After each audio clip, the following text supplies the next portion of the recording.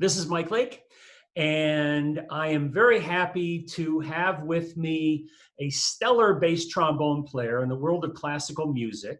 I'm sure you've heard of him. If you live anywhere near St. Louis, you know him in person as Gerry Pagano. Gerry, thanks for taking the time to be on video and having a conversation with me. Happy to be here. I'm not sure about the stellar part, but we'll just go with it.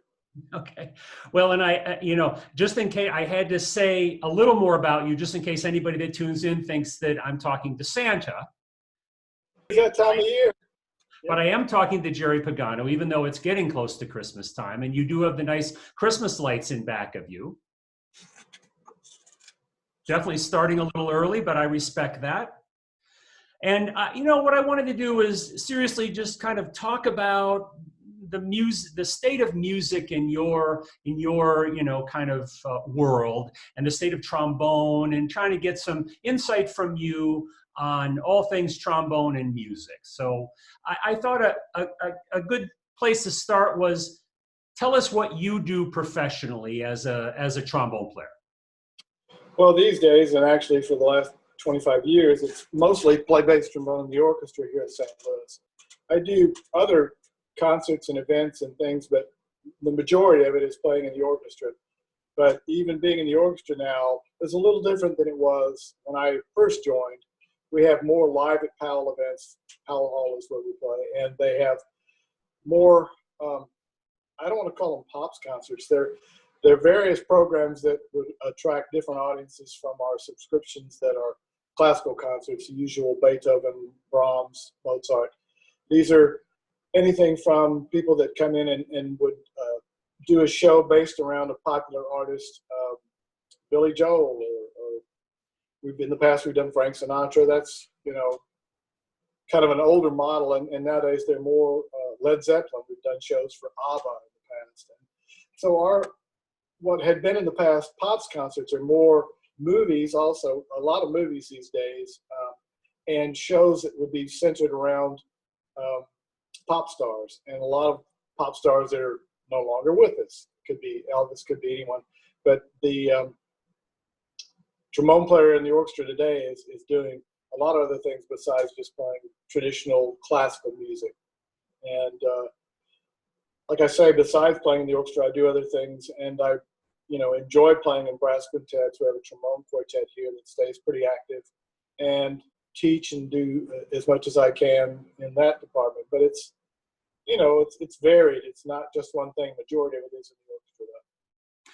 So you mentioned some of the things you're playing in the orchestra, and I know you and I have talked together, and you've talked about playing movie scores while it projects the movie. So I guess Right. the question is, in what ways has orchestral repertoire or playing changed over your career? Well, I think there is more variety. Even the pieces that are being written now that are by what we might call contemporary classical composers. John Adams, for instance, we've recorded and done a lot of John Adams in the last few years. And the parts that they write now are more involved than they would have written back in the days of Brahms. And the instrument awareness is higher, to where the composers stretch the boundaries of what they ask you to play and expect you to be able to play. You see a lower and higher register used, more flexibility and movement throughout the registers. Brahms might have written more stable, stationary, chorale-like things. And certainly I keep going back to Brahms. There have been a lot of composers over the years, Wagner and Strauss. There have been a lot of people that wrote a lot for trombone, but things now are involving the instrument more technically than they ever have. And of course, again, the movies that we play, John Williams scores can be incredibly hard. And there are a lot of movies that are, let's say, Disney movies, or we've done Raiders of the Lost Ark. We're doing some Star Wars now. And the parts that we have when they were written, I'm sure that the idea was that someone records this in a studio in chunks. And now you're performing it live in a big hall, and you're doing it for, we'll have an intermission, but you're basically 45 minutes to an hour straight take a break, and then do the other half of the movie. And that's not how people, recorded these things. So it's a taxing way to play some of these really challenging, hard scores. But that is kind of the model that's going to be the orchestral trombone players of the future are going to be doing these things more and more. They're very popular. People love to come to the movies, and to hear a live orchestra play these scores is tremendous. And we have a pretty good screen. It's good size, so you're in a nice environment, much larger than your cinema, whatever you got down the street in your local theater. It's huge, 2,800 seats. Maybe it's 26, but it's a large hall. You're not in a movie theater that even your largest movie theater is not as big as this. And so the way you have to perform live in a hall compared to recording in a studio in sections is quite different. And some of the hardest stuff I've ever had to play is the movies. We did Pirates of the Caribbean and one of the other sequels a few years ago, and it's incredibly hard. Some of the music, especially for me, is contrabass trombone. It's not just, it's like tuba register the whole time. And that stuff that even the Ring Cycle by Wagner didn't have continuous low parts written.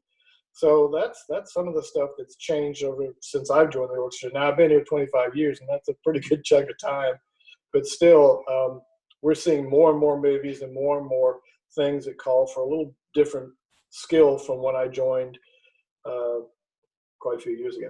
Well, and I guess it's also true that the skill of musicians has evolved and improved over, the span of the modern orchestra. I guess 100 years, 200 years, right? I mean, you Sure. guys have just gotten better. Yeah, the players that are in college now, when I hear them, I think, wow, I'm not sure what I could teach them. They sound better than me. They're getting better all the time, and especially technically, we have instruments that are better than we've ever had. When I first started, axial flow valves were a new thing for trombone, and they really helped a lot of, especially bass trombone players, get the air through the horn and not have resistance that the old instruments used to have. And you'd have to get the valves from Ed Thayer, take them to someone, install them on your horn. It was a process that now it's streamlined. You can go to manufacturers and they've got, if you want a Thayer valve, it's already built into the horn, and they have Hagman valves. They have all numbers of different kinds of valves and wraps and bells and lead pipes, and it's the technology is fantastic. And so the technique is opened up because the horns don't have the resistance and some of the technical challenges that nowadays you can pick up a horn that just plays great, and there's lots of manufacturers out there that make really good horns. But of course, the best trombones are made by Edwards, obviously. Of course, yes. You're an Edwards artist. Yep. What does that mean? Basically, I am an Edwards artist, which means I have an association with them where I've worked with them now for a number of years. At one point, they'd had a tenor trombone design that they were trying to make a bass trombone equivalent. And I worked with them for a while on, I would play the instrument they had out as a prototype and give them my impressions, tell them what I thought.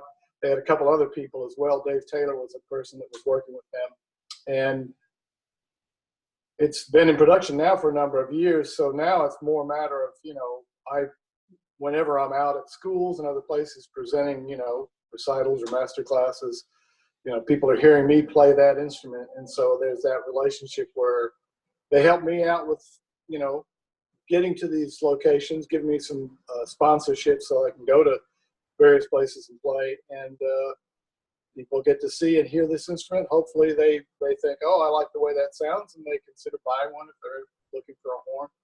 So that, I guess in a nutshell, is the way I view the artist relationship. My biggest thing I really enjoy doing is they're continually looking at how they can make the instrument better. And so there's tweaks that come out all the time, and I've gone up pretty regularly over the last few years. It's only 5 or 6 hour drive.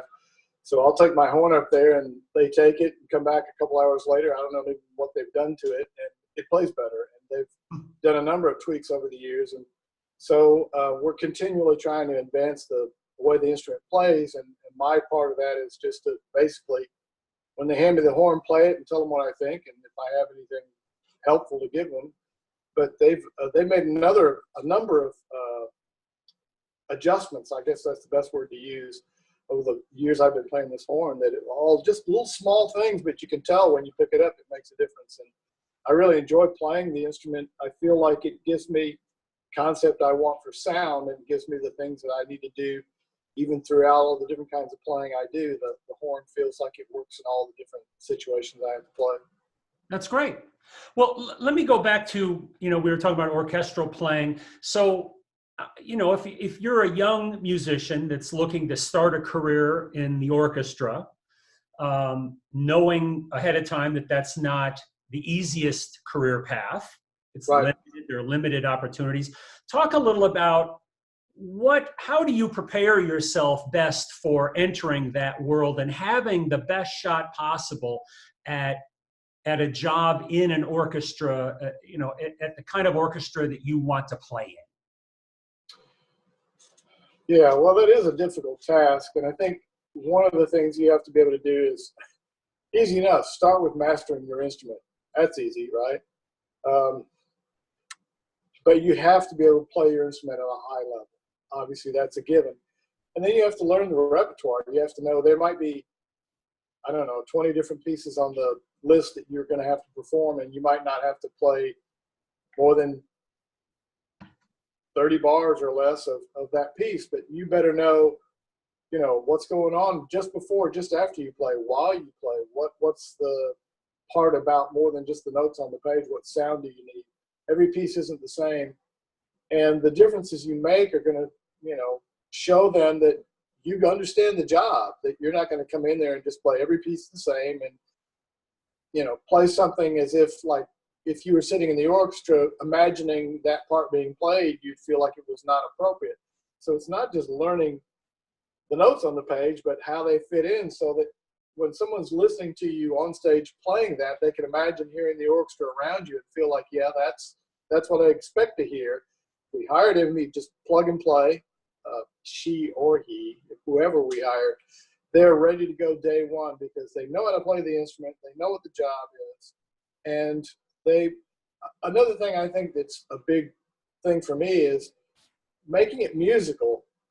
I mean, that may sound like, of course it's musical, but sometimes with bass trombone players, they come in and everything's loud and they're just pounding nails the whole time. And committees get real tired of that. They want to hear somebody play beautifully. They want to hear somebody get a beautiful sound, make a phrase. And, as much as it seems like you shouldn't have to say that in the world of bass trombones and people that are auditioning, sometimes you hear people that are just thinking, how loud can I play that low C? And man, I'm going to annihilate this place, Unfortunately, that is kind of a lot of the mentality of not just trombone players, but a lot of brass players come in trying to blow the walls down. And committees, they don't really want to hear that. I mean, you get tired of hearing that day after day if you were sitting in an orchestra where that's the way everybody was playing all the time. You get real tired of that. So being musical, knowing the instrument, knowing the role of each piece that you're playing and how it fits into the larger context. And that's, Let me suggest another element, which is, one of the things I think about you is that you're very versatile. You and I have played and recorded things where you're swinging and you're definitely keeping up with me on the feel. You've done some avant-garde things. You have a quartet, you have a brass choir, you have a wide range. Is that part of what a young musician needs to think about, or does it really matter because, in the orchestra, you're playing a very kind of, I guess, narrow style? Yeah, I'd say that is the majority of what we do on stage with the orchestra, even though there's more variety now than there may have been a few years back. But I think it doesn't make the best musician. And overall, people don't want to play with people that can't swing or don't know, any style, but, the strict classical subscription, that has been played for years. And there are other opportunities that come through the orchestra, play brass quintet or different ensembles, smaller chamber things. So I think it's really important just to be a versatile musician, no matter what instrument you play in the orchestra. I think if you don't have a wide view of musical understanding, styles and whatnot, I don't want to sit next to somebody that, hasn't heard anything but just one thing, and that's all they can do, because it's just not going to inform your playing very much. And certainly when we play some of these movies we play, they can cover lots of styles. And, you better be able to play. I mean, should we end up playing The Incredibles, that's got quite the score, and there's a lot of jazz big band greats playing, but it's not Brahms. Well, and here's one more characteristic I think about, and you and I have talked about this through the years, is the personality and the ability to have the interpersonal skills to get along well with the people in the orchestra, because you're working with them all the time. They're family in a lot of cases, especially if you're in the low brass or your brass. Talk a little about kind of the personality that the orchestra kind of wants from you as a member of that family. I don't remember who told me this, but maybe more than a few years ago, I had someone tell me, for the most part, we'd rather have someone who's 10 or 15% less amazing, because usually you don't need that extra ability, but to have someone we like and can get along with, and that comes into work and you enjoy their company. Sometimes the most amazing people in the world that are great at their instrument can be they can be jerks, let's just say that. And that gets real old real fast, and the amount of times you need that extra ability is probably not that much. And so you're sitting next to someone that's got all this extra horsepower, but you don't need it, and somebody else that knows how to get along, be a good colleague, not do stupid things that irritate everyone around them, goes a long way. And how do you define doing stupid things? Well, coming on stage and warming up loud all the time when everybody's just like, why? Or if the first trombone player is getting ready to play Bolero, don't be warming up on Bolero before they have to play it, trying to show them how it goes. Or just, it's common sense, really, but be surprised how many things that are done out there are just like, really? You're going to come out on stage and play the loudest low note you know how to play? Who wants to hear that? Certainly your colleagues don't. You're not impressing anyone. I really don't think anyone in the audience is getting that impressed by that. But it's certainly something I appreciate, and I think my orchestra in particular has a lot of good camaraderie, and we value knowing that I like to be with my colleagues, and I'm not going to feel like every day when I go to work I can't wait to leave, and a lot of that has to do with the people you're with all day. Yeah. Well, and now let's talk about auditions a little bit. You've been on committees for auditions, and what has always surprised me is you're not just on low brass committees, Talk about what makes for a good audition versus not so good audition that may be a little more subtle than, hey, I hit all the notes. I should, right. I killed the audition. Well, there is a point at which when you're first listening to someone, and I've been on viola auditions, cello auditions, timpani auditions. I've really listened to a lot of instruments besides trombone, trumpet, French horn. The first part, you really focus more on, can they play their instrument? And you can tell pretty quickly if you get the right list what skill someone has to just basically play their instrument. Should we eat without you? Probably. I'll be up soon. Sorry for the interruption. The thing that I listen for at some point, they have to play the notes, but are they making music, and do they have a sound that I feel like is something that draws me in? That's how do I describe a good sound? I mean, everybody's opinion of a good sound is different, but something that's colorful, something that has a full wide range of interest. It's in tune and in time and all those basics. But then again, that I'm listening to it, I go, wow, there's a good musician behind that instrument. I don't know exactly how to define that, but you'd be surprised how quickly you can pick that up listening.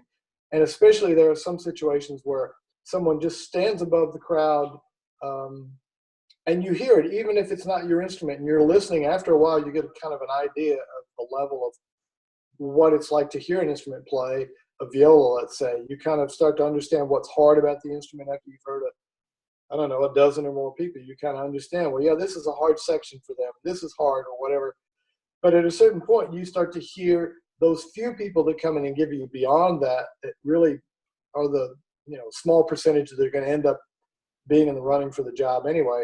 There's something extra that could, I guess, best be described as musicianship, sound quality, just making music, making phrases that, when you hear it, you go, oh, that's not, I haven't been hearing that all day. I like that. And you can go a lot off of just what makes you interested in listening, because you can tune out after a while. If you've heard 20 people or whatever play the same list, after a while you start to nod off and not pay attention.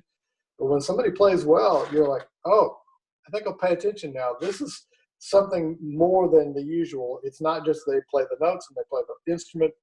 They're making music. They're making me care. They're making me interested. I don't quite know how to say it. When you sit there long enough, you'll hear those few people that do that. You'll hear what it is.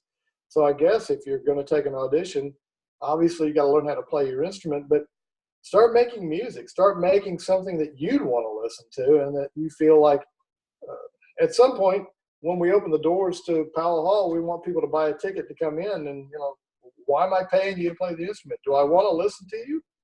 If not, then thank you very much. Next. Well, and I'll edit out the part where you said you nod asleep during the auditions. But here's the thing. I mean, with classical musicianship, if you try and do something too outside the norm to be unique, that's going to work against you as well. So I guess there's that sweet spot, right? Yeah, that's true. If you come off too far one way or the other with your sound or your interpretation, it doesn't work in your favor.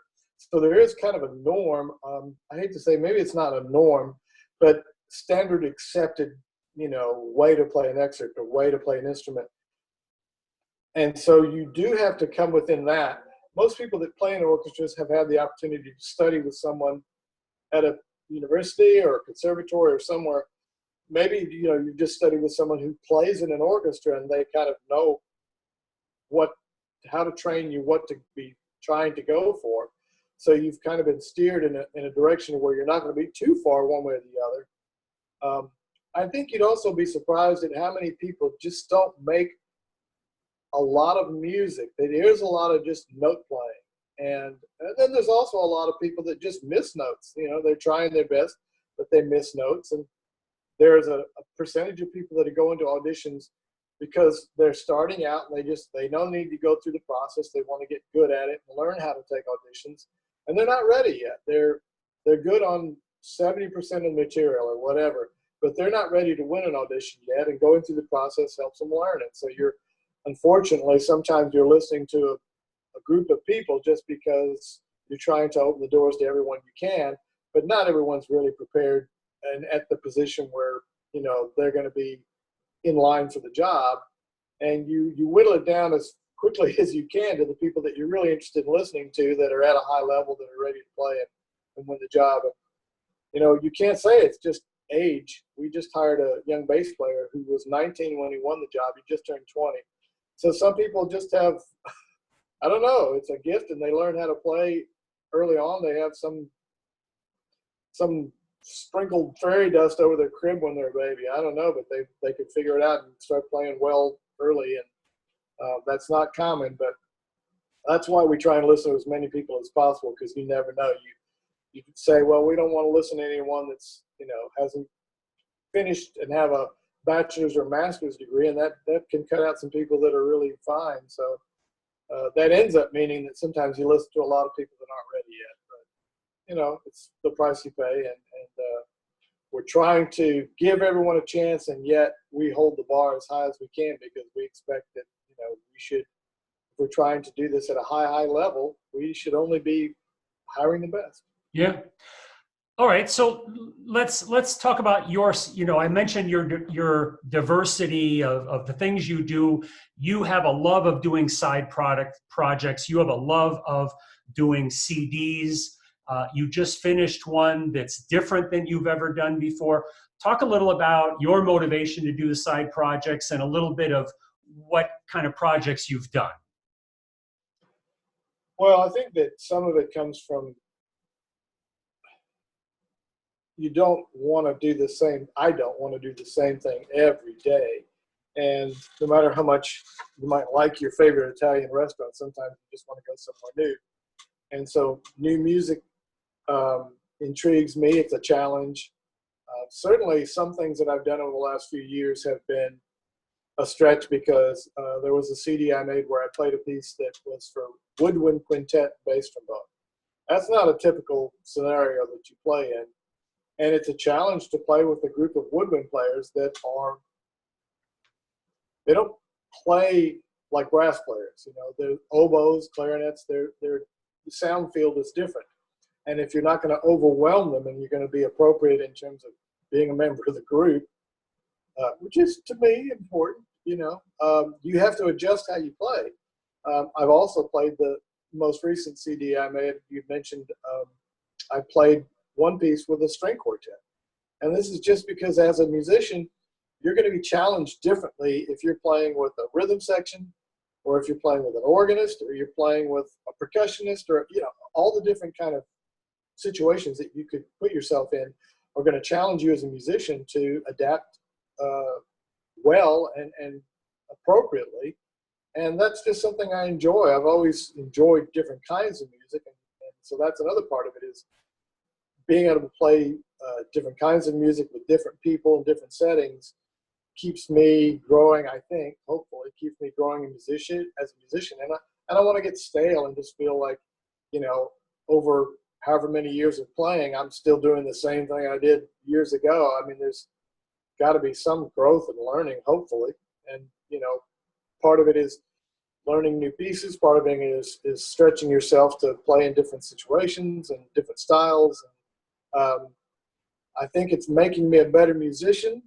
I don't know. I think if nothing else, it keeps me more interested. I'm not as bored. I don't know. I think if you're bored, you're just not. You need to, you know, just throw some new stuff in front of yourself. Try some new things. Listen to different music, because there's always something else to be learned and always some way to challenge yourself. But, you know, it's partly your own limitations that keep you from exploring all that stuff. There's an amazing world out there musically if you just, you know, give yourself a challenge to go for it and do it. I guess an example of that was when we went to Biosphere, right? That was just, it was just new and different. Well, and I couldn't have told you before you said, hey, do you want to do this crazy thing? I wouldn't have ever had it in my mind to have that opportunity. And it was fantastic. I mean, you know, where would you have a situation where you're going to be able to, given the space to do that? And as soon as you play, and for those who may not know the project you're talking about, we were in this lung, and I'm not sure the best way to describe it, but this big round building that had a tremendous reverb and natural acoustical reverb.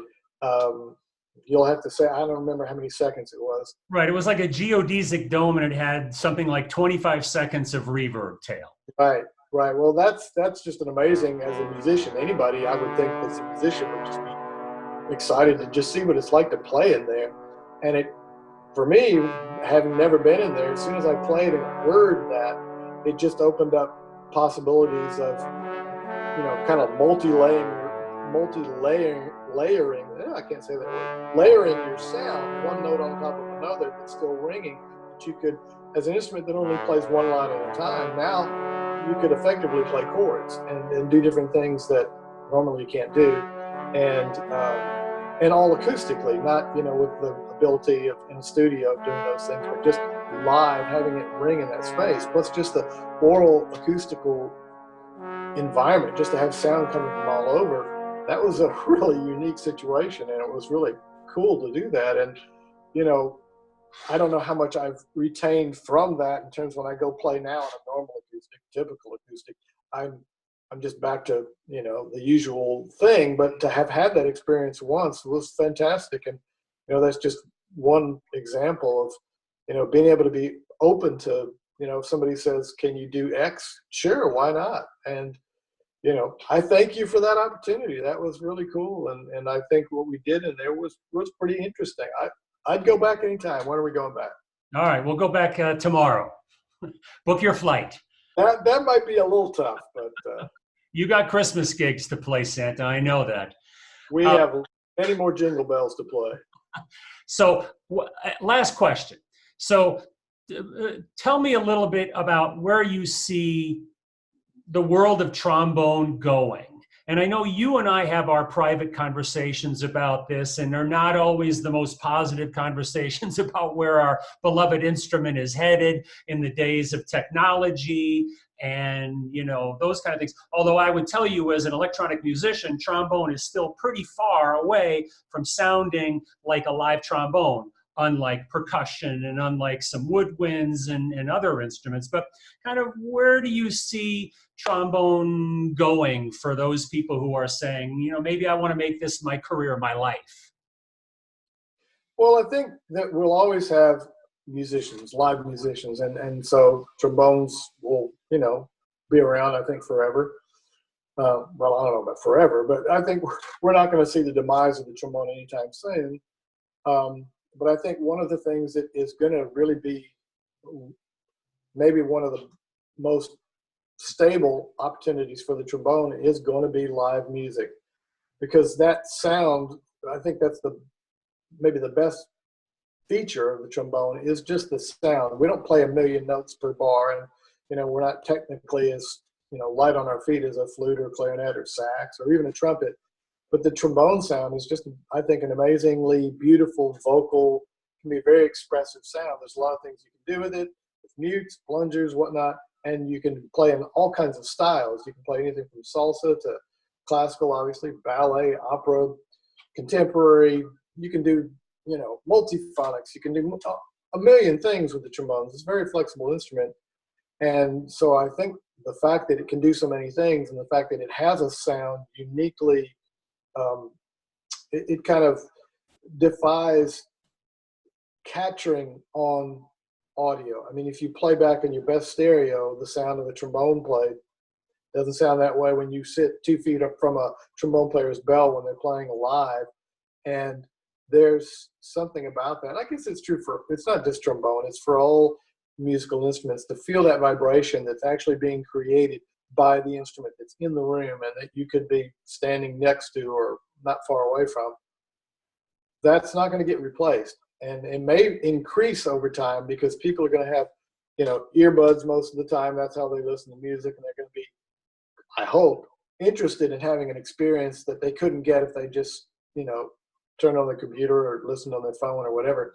And to be in an environment with people as they make music, which used to be the only way you could hear music back in the day. If you weren't in front of a live musician, people didn't have all these, ways to listen to music. And we've gotten a multitude of ways to listen now. As a matter of fact, we get, inundated. You can't go anywhere without hearing music. But that essence of live music and hearing it up close and personal, and I don't know if it's going to, increase, but I don't think it's going to go away entirely because nothing really replaces that. And as far as trombones in the future, again, I think they're versatile enough where we're going to still be around doing all kinds of things. And I don't know if there's many new and different things that trombone hasn't even begun to be thought of that could come, and tomorrow we find out, wow, we never knew trombone would do that. We don't know that because that's the unknown, but it's possible that it still has its heyday in front of it. I don't think we're just our grandfather's instrument that is, has no future or no use in the future. I think there's every reason to think, if I love this instrument, other people may not love it yet. That's just because they haven't had a chance to hear it. And, when they do, we're going to make some converts. And at least I hope so. I've had a lot of situations where I played, especially, a brass group goes out, trombone quartet, brass quintet, or whatever. We play for people that have never really heard these instruments up close live like that. And you say, hey, but how many people have ever heard that? What do you think? Did you like it? And they're like, yeah, that was really cool. We never heard trombone quartet, and we liked it. We like to hear more. But that's just not most people's encounter. And I think that the fact that so many people, when they get a chance to hear it, like it, means there's every reason for us to have a bright future. And, you know, it doesn't matter how many people like it. If you like it, you're enough of an audience right there. Because one thing's for sure, every time you play, you're guaranteed to be there. And if you like it, that's enough. Well, we know that you'll be carrying the torch for many years to come, playing your wide range of styles and music projects. And so we all look forward to that one. Give me the name of your last CD and where it can be gotten. Certainly, it's called Solitude, and it is at CD Baby. I don't know if it's anywhere else, although I have a box in my garage, so you just get in touch with me. However many you want, we'll have it in the mail. So we'll be giving your home address out, and anybody that wants to come by can pick one up for free. Yeah, I'll just put some in the mailbox. So just come by anytime and just grab one. All right, my friend, this was good. I appreciate taking the time from your very busy schedule. I think so many gifts to wrap and so many toys. and elves to feed. Don't forget about your helpers. Those little buggers get hungry, yeah. All right, my friend, good talking with you, and we'll talk soon. Okay. Take care, buddy.